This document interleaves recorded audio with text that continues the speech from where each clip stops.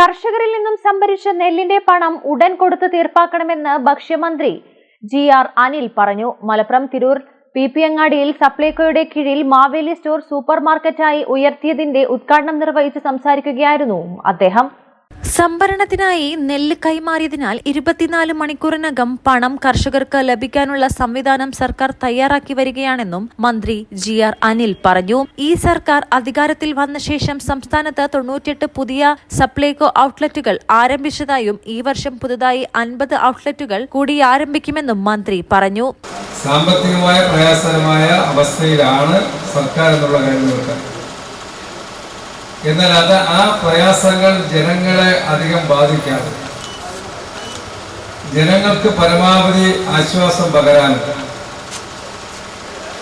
ക്ഷേമപ്രവർത്തനങ്ങൾ വിജയകരമാക്കാനുമുള്ള വലിയ പരിശ്രമമാണ് ഗവൺമെന്റ് നടത്തുന്നത്.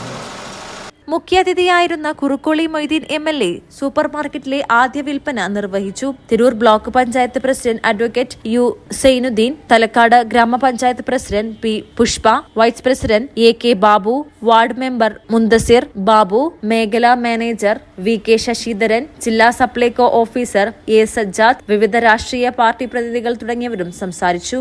മലബാർ ടൈംസ്, തിരൂർ.